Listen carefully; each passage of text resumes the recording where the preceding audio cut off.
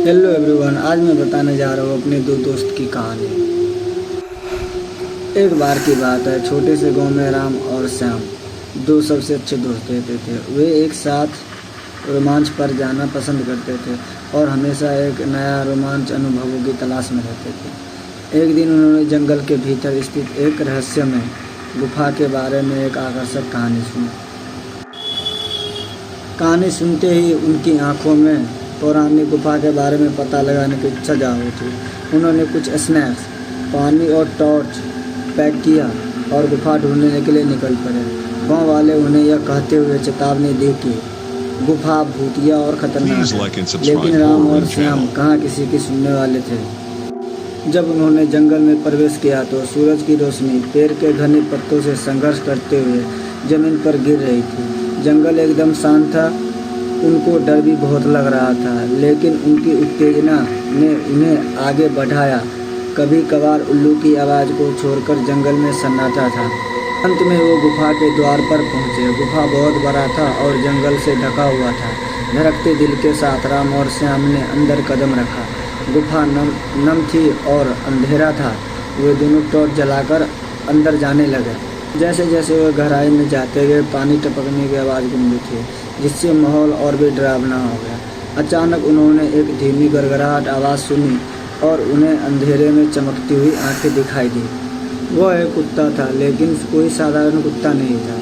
इनकी आंखें अलौकिक तीव्रता से चमक रही थी। कुत्ता घायल और खोया हुआ लग रहा था, इसलिए राम और श्याम दोस्ती का हाथ बढ़ाते हुए सावधानी से उसके पास पहुंचे।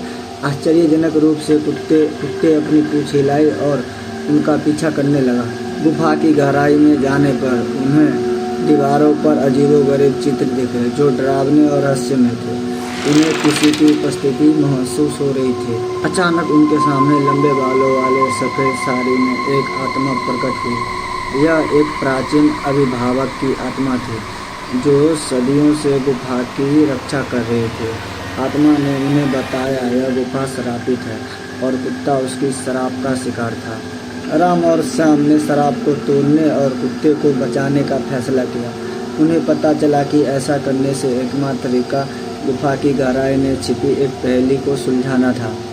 अपने दिमाग का इस्तेमाल करके उन्होंने पहेली को सुलझा लिया और कुत्ते को उसकी पीड़ा से मुक्त करने के लिए अभिशाप को तोड़ दिया। जैसे ही शराब टूटा, वह आत्मा राम और श्याम को अपनी बहादुरी और दया के लिए धन्यवाद दिया और उस गुफा को छोड़कर हमेशा के लिए चली गई। कुत्ता और शराब से जो मुक्त हो गया था, उसने अपनी पूंछ को कृतज्ञता पूर्वक हिलाया और राम और श्याम को धन्यवाद दिया। शराब फटने के साथ ही गुफा को अपनी प्राकृतिक शांति मिल गई। राम, श्याम और कुत्ता गुफा से बाहर निकले और नायकों के रूप में गाँव लौटे। गाँव वालों के साथ वे अपनी अविश्वसनीय कहानी की साझा की और उन्हें साहस, दोस्ती और करुणा के महत्व को समझाया।